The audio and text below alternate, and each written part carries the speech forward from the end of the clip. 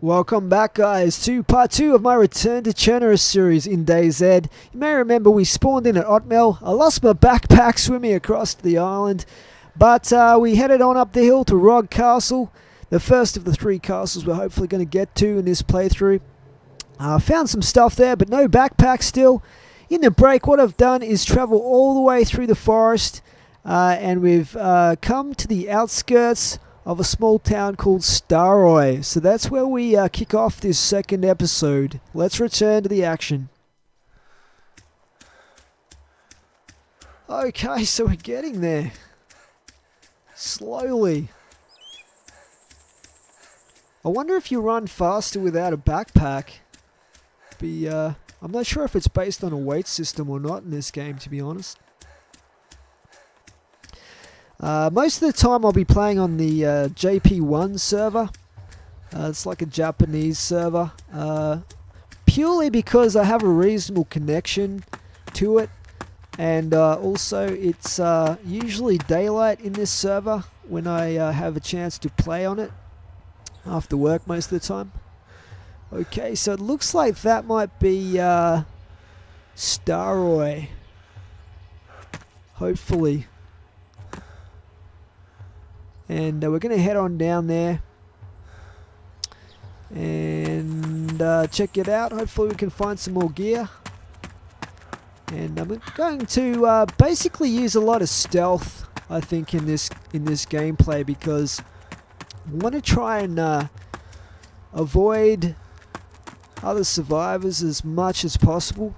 You guys might remember in my first series for DayZ, I was very determined not to murder any other survivors. I wanted to play an ethical game, a clean-cut survivor game without murdering anyone, and I managed to do that, thankfully. But you know what? Since then, I've come back and played a few times, and it is pretty frustrating because you cannot trust anyone. And I've played where I've come up to a group of players and have been like terrified that they're going to gun me down mercilessly, and they've turned out to all be friendly and out to help me and stuff. But then again, you might come across another person and they might just shoot you in the back of the head for no reason. I'll give you an example. A really good place to stock up early on if you spawn right down south near Chernarus is the we're sneaking up on this gas station here, see if we can find something in there. I'd really like a hatchet if I can get one, but there's a zombie right there. You have to be super careful here. I know people are obviously going to say that you should like crawl on your belly, because that's the best way to go stealth, and that's true, but it's so super slow that sometimes I don't have the patience for it. I don't really have the ability to carry too much without a backpack, unfortunately. But anyway, getting back to what I was saying, let's maybe go around this side. I think the zombie's moving around the other side of this servo. I was in these apartment buildings. I just spawned in, thankfully, so I hadn't invested too much time in my character at the time. And I was like picking up all this stuff. I was right up the top of one of these. They're like 3 or 4 level apartment buildings. And this, I heard this dude coming up. So I was like just waiting at the top for him, and I was just watched him as he come up. He grabbed some stuff, some loot, and went back down the stairs. I wasn't sure if he see me or not, so I followed him back down. He was across the road at that point at one of the other apartments, and I made sure that he saw me. Uh-oh. Oh no! Talking of being seen, I'm gonna have to go in this barn here and pick off this zombie. So we've got a couple back here. Hopefully there's no other players in the area that are going to hear these gunshots, and because that's one of the risks if you don't go stealthy enough and you get detected by the zombies, is you have to kill them, and that gives away your position to anyone else in the area. Anyway, hopefully that's all the zombies. Let's maybe pick up some of this stuff. Oh. Then again, maybe I should grab this extra water bottle. It's always good to have a couple of refillable ones. What else we got? I really want a primary weapon as well, if possible, but we're just getting cans. Cans of foodstuffs. Yeah, anyway, so basically made sure this guy saw me and you know that, and then I basically let him know by my actions that I was friendly, and just continued on going to the next apartment block to get some loot. Anyway, the dude comes up behind me after a little while and just shoots me in the back of the head and one-shots me, and that was it, game over. Another time, I spawned down near Bolota, and there's a really good military base there where you can get to pretty quick and pick up some decent weapons if you're lucky. So everyone basically heads there if they spawn down there. There, or the camp or the airfield down there. Oh no, here we go. Head for the hills! I think there's another... Oh, there's just... I think there's another large cowshed type barn up the top here. Oh my god, is that that's a zombie nun right there. Wow. Creepy. Oh no, I need to bandage myself. God damn. I'm gonna have to head straight for that barn and hopefully have time to bandage myself before I bleed out too much of my blood. This is not good. There's a lot of zombies back there. Let's dive in here in the cowshed, and I'm gonna go right in the middle here. So they'll take ages because the zombies always have to slow down when they go inside buildings for some strange reason in DayZ. So I just bandage up this wound. Lost a fair bit of blood there. It's not good. Alright, now let's just take a look up here. It would be really good if I could find like a... Oh great, now I'm in pain as well. I need some painkillers. See how my my hands are shaking like that? Basically means you're in pain and you need to take painkillers to stop that shaking. It makes it harder to aim and stuff. Let's take out these fools. Oh yeah, macro up to the face. Beautiful stuff. They've got some weird fashion going on. And the nun for last. I feel bad shooting a nun in the face, but what are you gonna do? You gotta do what you gotta do to survive in this game. Cool. See if they've got any stuff on them. Not that I can actually carry too much. Take out these dudes as well. Little hopper monkey style zombies. Okay, he's got some food on him, so I'll maybe eat some of the stuff I've got, and then we'll have this another tin now we can take with us. So the best idea is to try and one-shot these dudes to save ammo by getting a headshot, but it's not always as easy as it sounds when you're shaking with the pain from an injury. Anyway, as I was saying, one time I was down at Bolota, so I headed towards the... we got another zombie coming. It's alright, we'll be okay. We survived. I just need to get some blood back now. Let's take this guy out.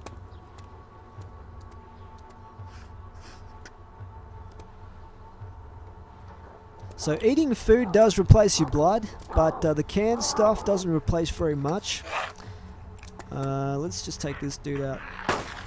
When you don't have a partner or someone you can trust to with a blood bag to transfuse your blood, eating is the only way that you can restore it. So that becomes pretty important when you're playing a lone wolf style game that I'm playing here.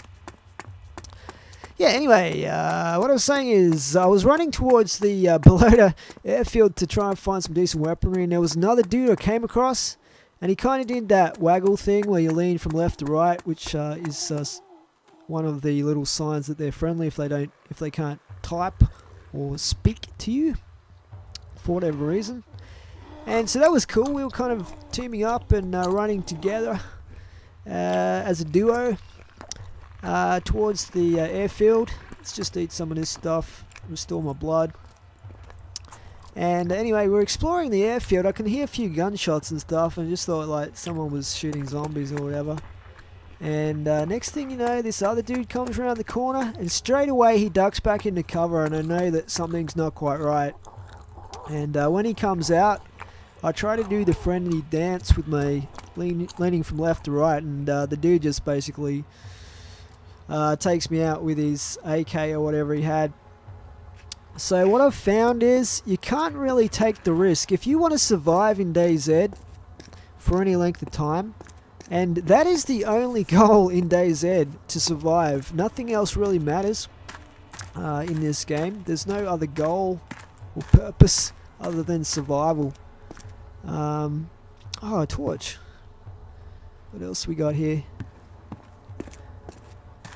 Trouble with torches is they take up the space of your handgun. I don't think I'm going to be able to pick it up. And to be honest, it's not really going to be much use to me because I don't intend on playing too much in the night time, if I can help it. So we won't bother worrying about the torch. And just some tin cans back here. Yeah, so basically looking at the stats on the DayZ mod website, basically it says that in terms of whether people are survivors or bandits, bandits being people who play other players who kill other or murder other survivors are called bandits. And there are currently about 140 odd characters that are alive at the moment, and there are 24,000 or nearly 25,000 bandits, something like that. So that's about 16% of players are bandits at the moment in the game. And I guess it's easier for them now that they've taken away the bandit skin that you used to get if you murder someone, so you can't really tell if they're bandit or not these days, so it's easier for them to get away with it without repercussions. But that's like a 1 in 6, very roughly. 1 in 6 players that you come across is going to be a bandit, and he's likely to kill you dead on sight. And basically in this game, whoever gets... I'm just going to head down here and see if we can find some other buildings that we can loot, because I still need a backpack pretty bad. Trying to avoid these zombies. Yeah, so it's basically like a 1 in 6 chance that the next person you meet is just going to gun you down. And whoever shoots first in this game has the advantage. Definitely. It doesn't matter what weapon you've got, because any weapon in this game is capable of killing you with a single bullet. Just like real life, if it hits you in the right spot.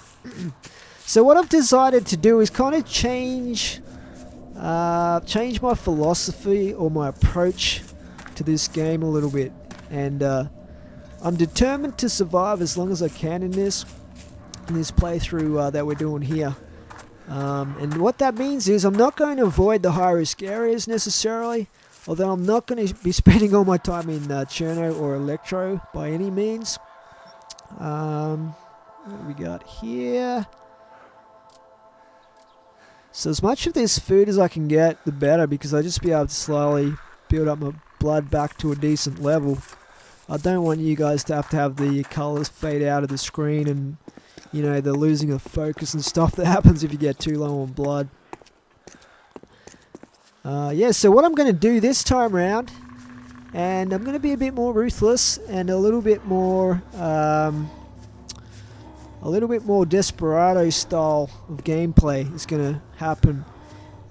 If I see anyone in my immediate vicinity that's going to be a potential threat to me, I'm going to kill them straight away with absolutely no hesitation.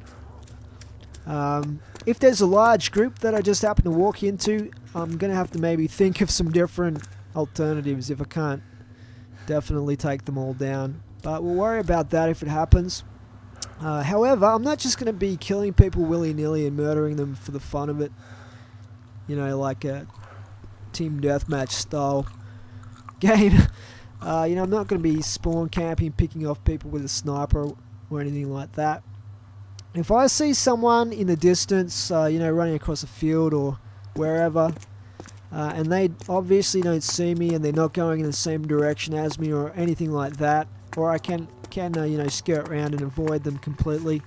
I'm going to do that wherever I can with other survivors. So I'm not just going to murder people for no reason, but if they're a threat in any way, shape or form, you know, they're in an area that I want to loot, you know, they could potentially shoot me in the back, stuff like that, I am going to take them down straight away without hesitation, because that way, I'm afraid, that's the only way you can play this game and survive for any length of time, unless you team up, obviously, with people that you actually know in the game, which would be probably better than doing the lone wolf thing, because you can transfuse each other and share supplies and all that stuff and like cover each other's back. So I guess that ideally would be the way to go. So I'm just going to put that on the table right now. I'm going to do whatever it takes to survive, and if that means taking out other players that may or may not be bandits, so be it. Because when you think about it, like we said, it's a 1 in 6 chance that people are going to be bandits that are out to murder you on sight. So if you have like you know, a revolver, and you were to put a single bullet in that revolver and spin the barrel and put it to your head and pull the trigger, how many people would be willing to take that chance that it's not going to go off and blow their brains out? Almost no one is going to do that. So that's the kind of approach you have to take in this, unfortunately, except it's a little bit different in that you have to take someone else's life to protect yourself, and that's the name of the game. It's a harsh, brutal world in Chernarus. You've got to make these decisions, and it's best to make them early before you get in a situation, because he who hesitates is lost, I'm afraid. Okay, so let's head back into this cow shed and see if we can find some more food or whatnot. See if anything different spawned in for us. I've actually nearly got my 12,000 blood back from eating all that food that I found in this village of Staroy, so that's pretty good. We're nearly back to where we started with in terms of our health. A little bit low on ammo probably, but not too bad. See if there's anything I missed here. And after this, what we'll do is keep heading. We've kind of, from here, I think we've got to head pretty much directly west, and it's not that far until we get to another castle, which is Zub Castle. So that's where we're heading next. Let's get out the old compass, and we'll hightail it for the forest and leave Staroy behind, heading for Zub.